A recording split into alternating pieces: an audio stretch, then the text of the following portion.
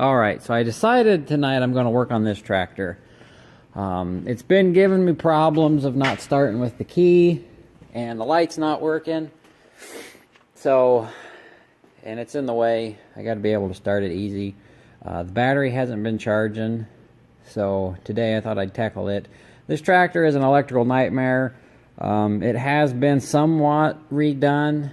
My uncle is an electrician, and he has somewhat redone it to where everything worked, but it's still kind of hacked a little bit, I think. But he had it to work the way everything was working. It's just the issue that I found causing it, I think it's a little bit hacked and could be changed. But what I started with is I had no power to my key switch. My lights, of course, get power from the key. I still have glow plug power, though. So I started tracing wires, and that's really the only reason I found the issue. I don't really have any light. This is the wire that goes to the solenoid that starts the tractor. This is the glow plug hot. It runs off the hot to the solenoid. It runs up to this button and then back down. So I found that, you know, that's all right. And then here I got a wire that comes from the battery up to the amp gauge. Jumps across and goes down to the alternator.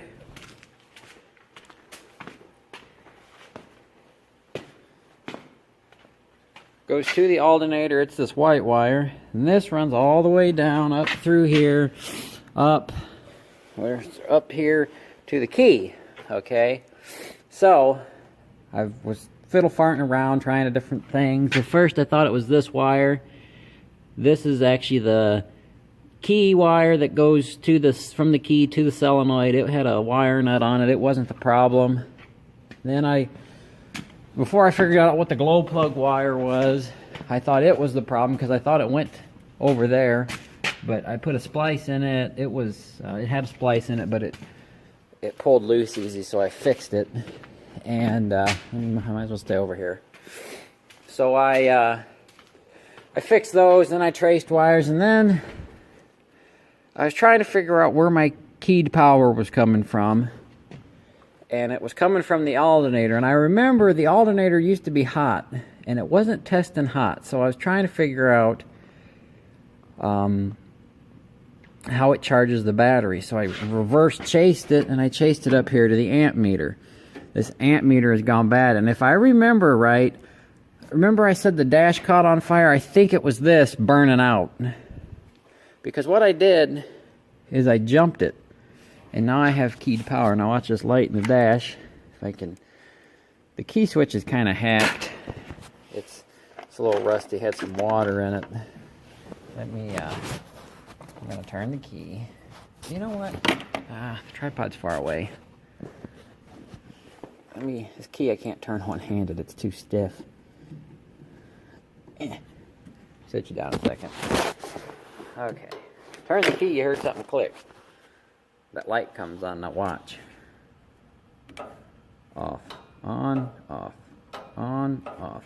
My amp meter's bad. And what I think is kind of hacked about the way this is set up is that the key gets its power from the alternator. So, like, if your amp gauge goes out, you have no power. So I need to really reroute it to the hot side of the amp meter, and it'll be good to go. But I have an amp meter laying around somewhere from old truck gauge cluster that I could put in it, or I could also just go buy a new one and put in it. But I have one over here, I believe. No, I moved them. They're on this shelf, which I got everything in the way of. Go figure.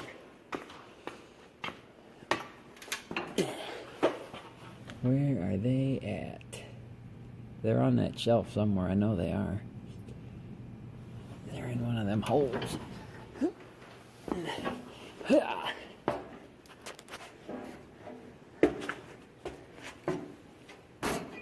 I don't recommend climbing on the hood of your tractors. Let's see here.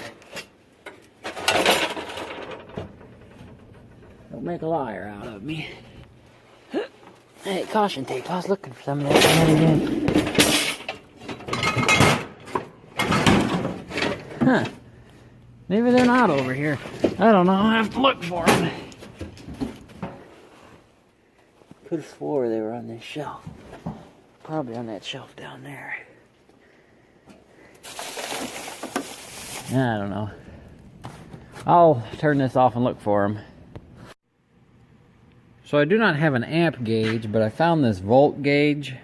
It was in that cluster which I found in the other room, but it won't work unless I do like I said and run my keyed power from that hot side.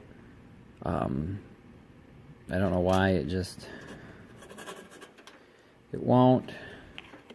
I got the key on right now, and if I take it loose here and tap it, you hear the solenoid clicking.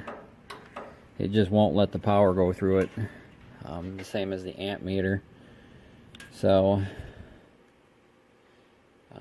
I could put this voltmeter in it, like I said, and run my key to power different, which I might do. Or I'll just go to Rural King tomorrow and get me another amp meter, and you can see that amp meter is bad. So that's probably what I ought to do. I'll just take that amp meter out and go and get a new amp meter tomorrow. So I'll show you tomorrow the tractor. I might start it here real quick, pick the loader up, and maybe I'll make this part of the video too. My tire here is flat, or going flat. I picked something up somewhere. I'm not sure where. And my tube's going flat, so maybe we'll pull that off and tackle that tonight yet. So let me get at her. Alright, so what I found out about the tire is there's no tube in it. I swore my grandpa told me they put tubes in them because they used to have tubes in them. And the reason I know is whoever put the tubes in didn't do them right.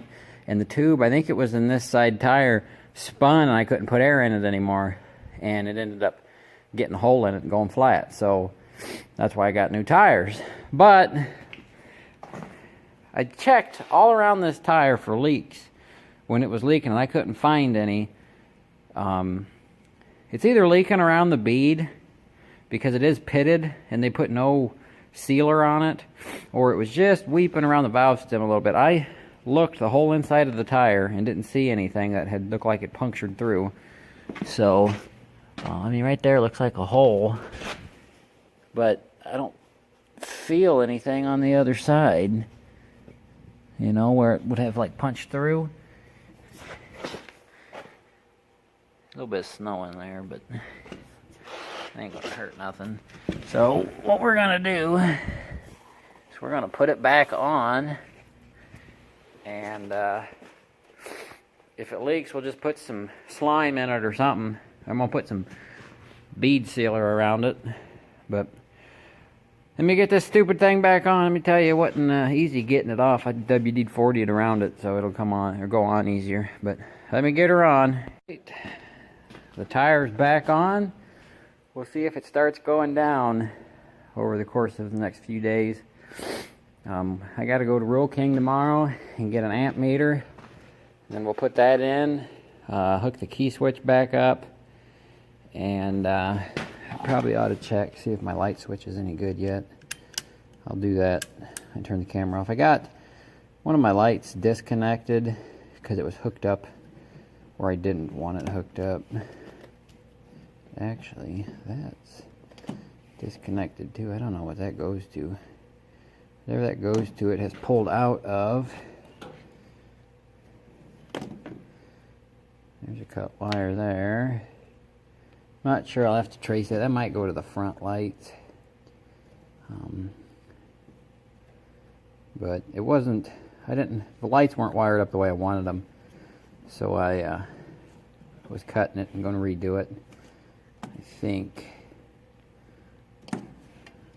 yeah, because I want these front lights to work with this rear light, and they weren't hooked up that way. And I had these lights on the front because it needed front lights, but they worked, but I broke them. I'm actually going to take them off and maybe do something different. They really don't work because the loader's on there. I need a dimmer light, even though I really don't want to drive this down the road. it needs a dimmer light for if I ever have to, you know what I'm saying? But really I don't have to, so I don't have to really monkey with it. But I want these lights to work with the rear light, and the way they were hooked up, the front lights worked with the rear light, and I actually wanted it to work with both of them, but whatever, I just need lights, so we'll do that tomorrow and put the amp meter in, and everything will be all hunky-dory again. Like I said, we'll keep an eye on that tire. I put air in the front tires of the 4010. I need to put valve cores in the back tires. I just tried to fill them up, and that one, the little nipple on the valve core broke off, so it won't take any air. And those are fluided tires, so what I need to do, I need to jack it up and rotate the valve stem to the top, so hopefully no fluid will come out. And this one, I need to do the same thing. They're pretty much flat. This tractor was that way. I aired it up the other day. Normally, when you air them up and they got fluid in them, the stupid valve stems start leaking, and then you gotta put new valve stems and have a tire shop come out and pump everything because they are tubed and everything, but whatever. This tractor will be back in good shape again, even though I hate it. It'll be better. It'll be better for me. Be able to start it with a key. No more of this jump starting bull crap because the battery's dead and all that good stuff. And yeah, last me till I get my next one, which will be soon hopefully. So alrighty, we'll end this video here, or we won't end the video, we'll end this segment here, and I'll pick it up tomorrow when I'm working on this. Alright, so we're back at the 2010. I got a new gauge today. You can see I already got it in there, and look, got the key back in place, got the light switch in, the lights work. They squeal for some reason. Hear that? I don't know what it is about them lights, but they're squealing. I got my back one hooked up the way I want it. So, we got lights now. And it will turn over with the key. Now the key, this is just a garbage key from Roll King or TSC. And it used to not go in, but now it'll just fall out. And you don't even have to have the key all the way in it. It's kind of dumb. I don't know what the deal is with that, but got that done. The tire situation, it should have been down by now. If it was going to go down, I think, you know, I mean, I didn't have it pumped all the way up. I don't know what the pressure is on them. It says 46 pounds, but it says do not, you know, put over 36 seat in the beads, so I think I got like 35 pounds in it, something like that. I can probably go a little bit more. But we'll watch it over the next couple days to see if it goes down. I did buy a gallon of green slime just for in case it does go down. So that's a wrap on this tractor. I'm gonna let the battery charge up. I need to clean my tools and stuff off of it. I need to clean up a spot over there because it's gonna go over there. That used to be its home. Just because I pull out and plowing snow, I go right to the driveway. I don't got to drive all the way around and all that good stuff. Plus, with it being out from over here, I can move the excavator up to the edge here and have more room to work. Stuff like that. I need to put the head back on this tractor. I did set it on fire, the engine, and it must not burn hot enough or whatever. But the head needs to go back on it. It needs to go back together. It needs to go outside. It's taking up valuable room. I don't have time to work on it. I got to find a spot to hide that. Probably going to go behind this tractor or whatever, but this tractor's done, so we'll clean her up, get her out of the way. It'll be an alright tractor for now, I guess. So yeah, next we'll be finishing up this tractor and whatnot, but it's cold. I'm going to go spend some time with Casey, so I better put the fuel cap on here. I took the fuel cap off to check the fuel, see if I could put the fuel gauge in it, which is what we're going to be doing to it next. So, alrighty, that's it for this video. Thanks for watching.